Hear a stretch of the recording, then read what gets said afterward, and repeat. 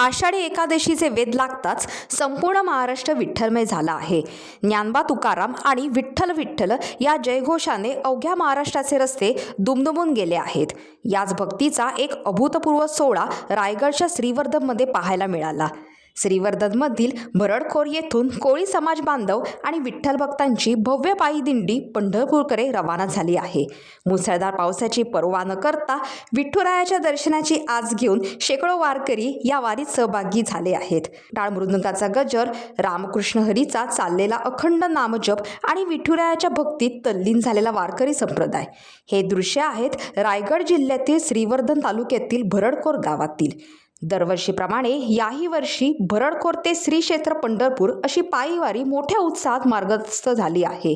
आज सकाळी ठीक 9 वाजता भरडखोर गावातील सर्व कोळी बांधव आणि आजूबाजूच्या गावातील भाविक एकत्र आले आणि या सोहळ्याचा प्रारंभ झाला।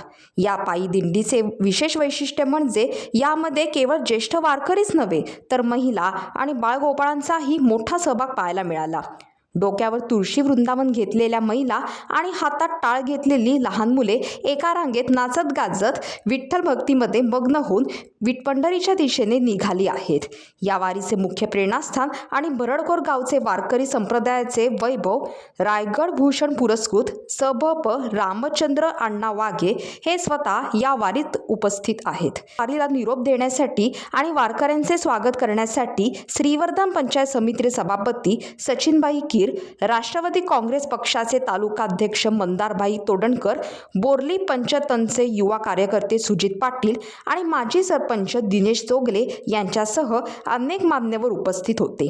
या सर्व मान्यवरांनी वारकऱ्यांना पुढील प्रवासासाठी आणि विठ्ठल दर्शनासाठी मंगलमय शुभेच्छा दिल्या।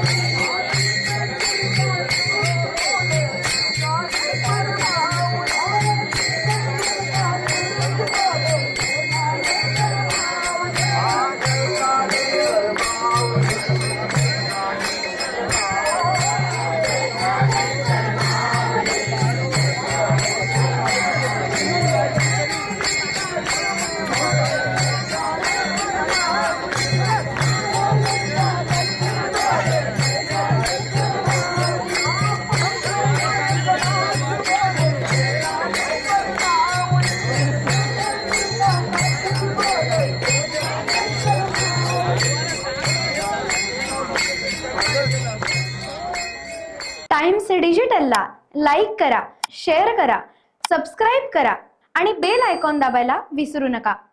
Times digital.